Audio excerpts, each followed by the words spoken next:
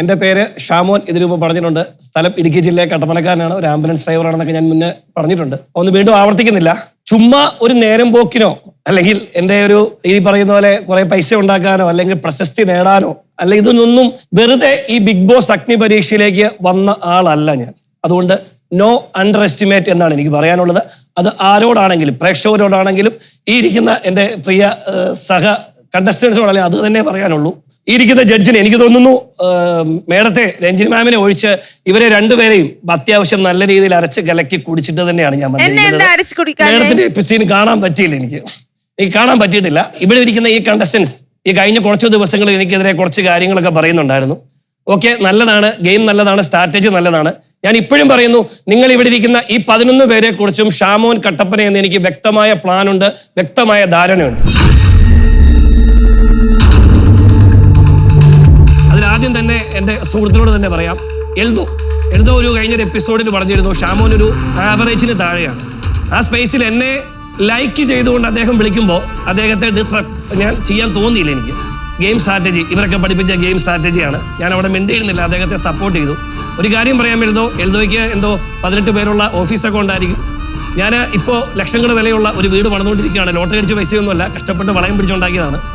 അപ്പോൾ വീട് പണി നിർത്തി വെച്ചിട്ടാണ്, തേപ്പ് തീർന്നു, അത്യാവശ്യം നല്ല വീടാണ്, റോഡ് സൈഡാണ്, ഹൈവേ റോഡാണ്, മേടിച്ചിട്ടാണ് വന്നത്. വീട്ടുമുറ്റത്ത് ഒരു ഓട്ടോറിക്ഷ, ഒരു കാറ്, 2 സ്കൂട്ടി, CC ഒന്നുമില്ല.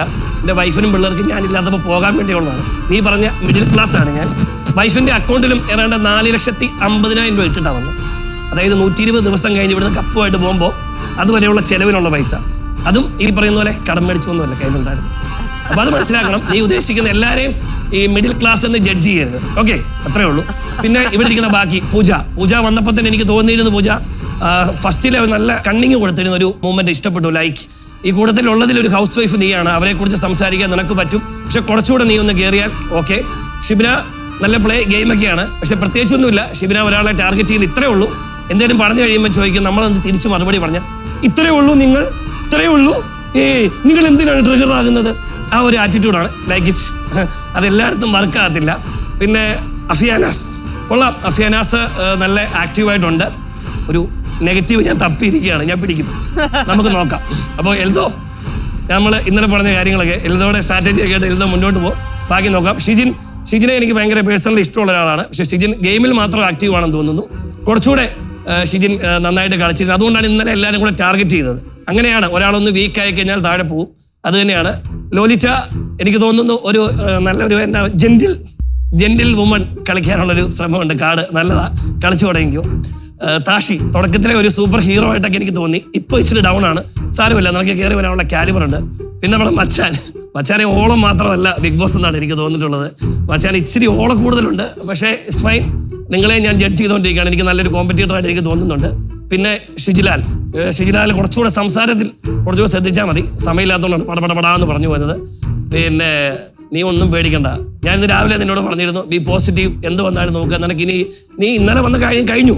ഇതിലും വലിയ ഒരുപാട് നമ്മുടെ ലാലേട്ടനൊക്കെ എടുത്ത് അലക്കിയ ആളുകളൊക്കെ ഉണ്ട്. അവരൊക്കെ ഇന്ന് സൂപ്പർ സ്റ്റാറുകളൊക്കെ നടപ്പുണ്ട് വെളിയിൽ കൂടെ, ഇവിടെയല്ല. അപ്പോൾ അതുകൊണ്ട് അതൊന്നും ടെൻഷനില്ല. ഇതൊക്കെ അങ്ങനെയാണ്. ശ്യാമിനോട് എനിക്ക് വ്യക്തിപരമായിട്ട് എനിക്ക് നിന്നെ ഇഷ്ടമാണ്. പക്ഷേ നീ ഇവിടെ വന്നിരിക്കുന്ന ഒരു കമ്മ്യൂണിറ്റി ഉണ്ട്. നീ ഇന്ന് വരെ ഈ കമ്മ്യൂണിറ്റിയെ കുറിച്ച് ഇവിടെ സംസാരിച്ച് ഞാൻ കേട്ടിട്ടില്ല. അതിനുവേണ്ടി കിട്ടിയ അവസരത്തെ നീ ഉപയോഗിച്ചതായി കണ്ടിട്ടില്ല. സോ നിനക്ക് സംസാരിക്കാൻ സമയമുണ്ട്. ഈ ഇരിക്കുന്ന റിയാസ് സാർ, അദ്ദേഹം ആ കമ്മ്യൂണിറ്റിക്ക് വേണ്ടി വളരെ ശക്തമായി വാദിച്ചൊരു വ്യക്തിയാണ്. അതുകൊണ്ട് തന്നെ അദ്ദേഹത്തിന്റെ സംസാരം എന്നെ പോലുള്ള ഒരുപാട് ആളുകളുടെ ചിന്തകളെ മാറ്റിമറിച്ചിട്ടുണ്ട്. അതുകൊണ്ട് അത്തരത്തിൽ നിന്നിൽ നിന്നൊരു ഫയർ ഞാൻ പ്രതീക്ഷിക്കുന്നു. അതില്ല എങ്കിൽ വേണ്ട, ഓക്കെ, സെറ്റ്, ബാക്കിയുള്ള കണ്ടസ്റ്റന്റ് വന്നപോലെ പോട്ടെ. അതുകൊണ്ട് എന്നെ അണ്ടർ എസ്റ്റിമേറ്റ് ചെയ്യണ്ട. ഞാനിവിടെ വന്നിട്ടുണ്ടെങ്കിൽ കപ്പ് തൂക്കിയിരിക്കും. ഇനി അതല്ല എന്നുണ്ടെങ്കിൽ ഷാമോൻ വീഴണം. ഇന്നലെ വീണുപോയാൽ ഞാൻ പരാജയപ്പെടുത്തൊന്നുമില്ല. കാരണം എൻ്റെ 15 വർഷം മുന്നേ ഈ ഏഷ്യാനെറ്റിൽ വന്ന് കരഞ്ഞുകൊണ്ട് ഒഡീഷയിൽ കിട്ടാതെ ഇറങ്ങിപ്പോയ ഞാൻ 20 വർഷങ്ങൾക്ക് ശേഷം ഇവിടെ നിന്ന് സംസാരിക്കുന്നുണ്ടെങ്കിൽ that's so success. I am success Shamon. എൻ്റെ ഭാര്യയ്ക്കും എൻ്റെ മക്കൾക്കും എൻ്റെ അമ്മയ്ക്കും അഭിമാനിക്കാൻ തക്ക ഒരു മകനായി, ഭർത്താവായി, അച്ഛനായി ഞാൻ വന്നു കഴിഞ്ഞിരിക്കുന്നു. പക്ഷേ എന്ന് കരുതി നോ സ്കിപ്പ്. ഇവരുടെ കൂടുതൽ 1ാം നമ്പറായിട്ട് ആ ഹൗസിനുള്ളിൽ ഞാൻ കയറിയിരിക്കും എന്ന് മാത്രമേ പറയാവുള്ളൂ.